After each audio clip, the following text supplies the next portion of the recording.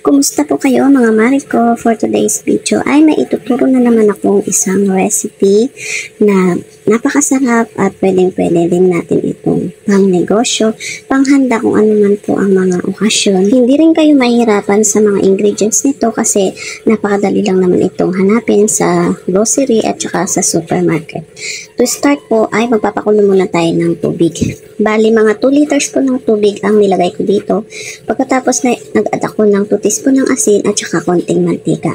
Kailangan lang natin itong pakuluin muna. Kapag kulo na po ay pwede na nating ilagay yung ating elbow macaroni. Yan, bali 500 grams po ang sukat nito. Pagkatapos ay kailangan lang natin itong lutuin. Ang dapat po sa pagluluto nito ay huwag masyadong malambot kasi meron pa itong sauce. At saka dapat ay halu-haluin din natin ito paminsan-minsan para hindi didikit sa ilalim yung ating elbow macaroni at the same time para maging pantay yung pagkakaluto nito. Kapag ganito na ang texture niya at sa tingin nyo ay okay na siya, hindi siya masyadong laga, okay na ito mga Mars, bali isi-set aside na muna natin ito. Ako hindi ko na ito binalawan, basta tinabi ko lang siya at hindi ko na rin tinanggal yung tubig kasi insakto lang naman yun sa sukat ng ating macaroni. Hindi siya lalambot ng sobra. So, ito na nga, sa isang kawali, init lang ako ng mantika. Pagkatapos ay, ginisa ko na yung bawang at sibuyas. Kaantayin lang natin ito mag-translucent at lumabas yung aroma niya. Then, ilalagay na natin yung iba pang sahog. Ito lang mga Mars ang ginamit ko. Bali, isang lata lang ng Argentina giniling na 1/4 kilo. Pwede kayong gumamit ng talagang ground pork or ground beef. Ako ito lang kasi, bali, gusto ko lang talaga magluto nito at saka gusto ko rin ipakita sa inyo na ganitong sangkap ay pwede na. Pwede rin itong alternate nga dun sa ground pork kung wala kayong ground pork. Sa lasa naman ay okay din naman to. Masarap din po siya. So, ayan na nga, nung ginisa na natin ang giniling, nag-add lang ako ng isang pork cubes at saka paminta. Then, ninalo-halo lang pagkatapos ay sinunod ko na itong hotdog. Ganito yung kulay ng hotdog kasi chicken flavor po siya. Bali, jumbo size na 4 na piraso. Hiniwa-hiwa ko lang siya. So, ayan na nga, antay lang natin na maluto ang giniling at ang hotdog. Next naman na ilalagay kong sauce dito ay mga Mars na po. Bali, kung ano lang talaga ang available dito sa bahay. Ito nga, meron ako ditong 500 grams at yung sukat dito ng spaghetti sauce, yung cheesy style ang flavor at nag-add ako ng isang maliit na tomato paste. Dito talaga mga Mars sa paggawa ko ng sauce ay tansyameter lang at kung ano lang yung available ingredients sa bahay. Usually naman kasi talaga sa pagluluto natin ng spaghetti or pasta, nasa atin talaga ang pagmimix at pagtitimpla ng sauce. Pwede tayong magkakaiba. Depende na sa panlasa. At ito nga yung ketchup mga Mars, tira lang din ito. Nilagyan ko lang siya ng konting tubig, pandagdag kulay at pandagdag din sa lasa sa ating sauce. Pagkatapos ay halu-haluin lang natin ito at papakuluin natin para sure na lutong-luto yung ating sauce. Nag-add din po pala ako dito ng 3 tablespoon ng asukal. Bali, ito yung magsisilbing pang-control sa asim ng ating sauce kasi naglagay tayo ng tomato paste. So, ayan. Pero mga Mars, titikman din natin ito kung tama na ba yung mga nilagay nating pampalasa. Ngayon, kung sa tingin natin ay kulang, pwede po tayong mag-add. So, ngayon na nga ito, para sa akin ay okay na. Kaya ito, nilagay ko na yung ating nilutong elbow macaroni. Pagpasensyahan nyo na rin mga Mars at eto may kasabay na naman akong nagbo-voice over dito. Yung mga alaga ng aming kapitbahay. Ewan ko talagang naiinggit yata sa akin kaya ito sumasabay. O baka meron din silang ina-upload na video. Mga content creator din yata tong aming mga kapitbahay naman. Joke lang po. So yun na nga nung natapos ko ng timplahan at okay na, sinet aside ko muna yun. Gagawa naman na tayo uli ng white sauce o yung bechamel sauce. Madali lang ito mga Mars. Meron lang ako ditong 2 tablespoon ng butter. Then nilagyan ko lang ng isang kutsarang harina. Pwede na yan. Tapos, halu-haluin lang natin ito hanggang sa matunaw yung butter at saka yung harina. Pagkatapos po nito ay pwede na nating ilagay yung 1 can na evaporated milk. Any brand ay pwede nating gamitin. Pagkatapos ay halu-haluin, then nag-add ako dito ng kalahati lamang ng pork cubes.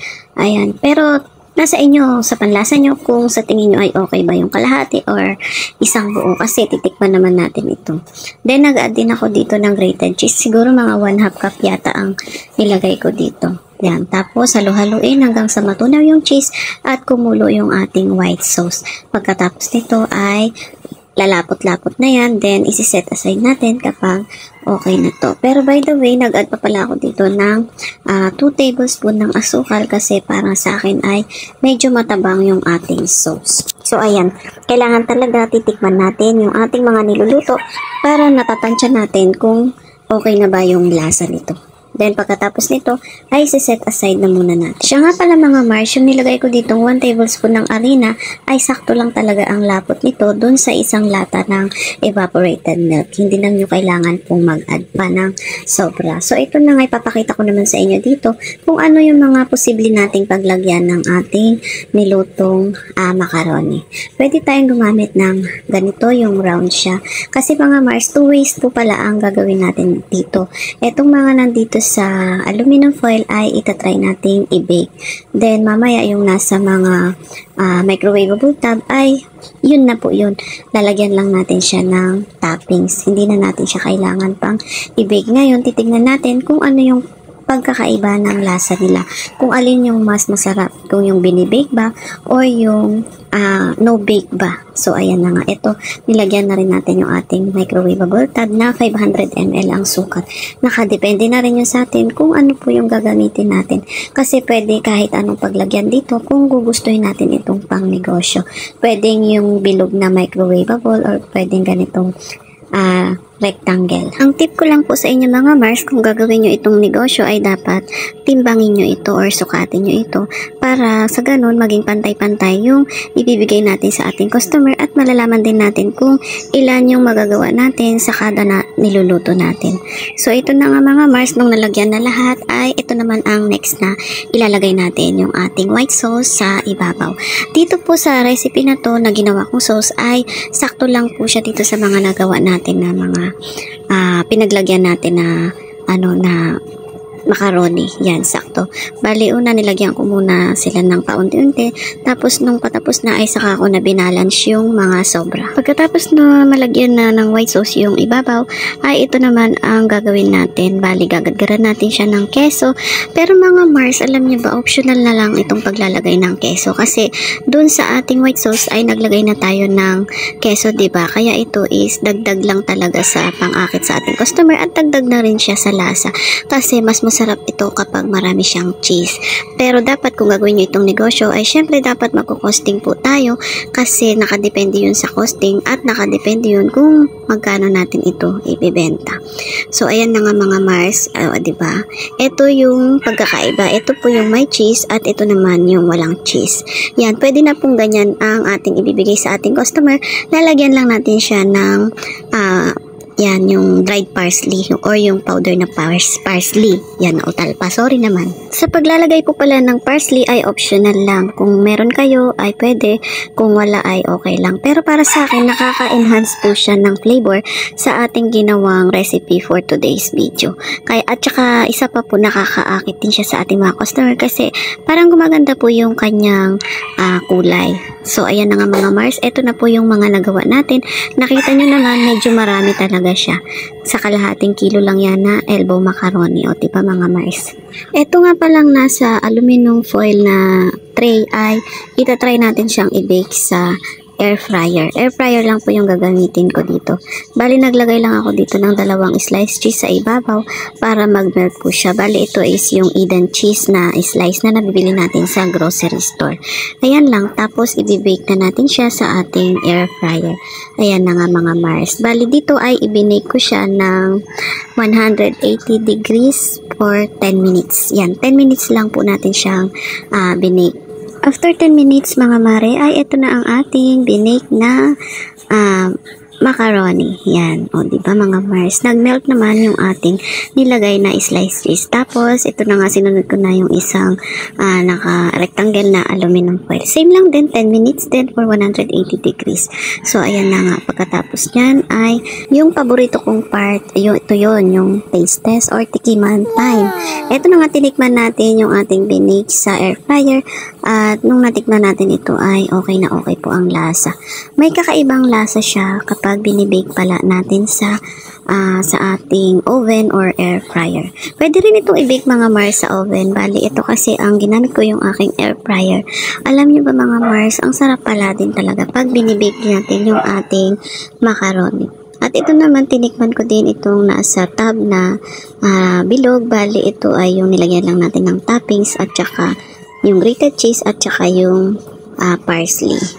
Halos same lang talaga sila ng lasa kasi isa lang naman yung kanilang timpla, 'di ba?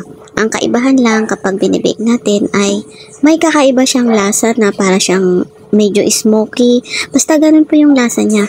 May difference din talaga siya kung bake mac or no bake. Kaya ayan mga mare, ayan, binigyan ko na kayo ng idea kung ano po yung mas masarap. For me, pareha silang masarap. Medyo meron lang talagang kakaibang lasa kapag binibake natin. Siguro dahil sa naluto yung ating cheese at saka yung parsley, kaya nagkaroon siya ng smoky flavor. Pero para sa akin, kahit ano ay pwedeng yung gawin. Ngayon kung gagawin yung negosyo or ano, pwedeng kahit no bake lang ay okay na rin for me. Pero kung ako ang tatanungin nyo, ay nagustuhan ko talaga itong baked macaroni natin for today's video. Ayan na nga, binalik-balikan ko na yan. Hindi ako nakontento sa isang tikiman. Ayan, talagang nilantakan ko na ito.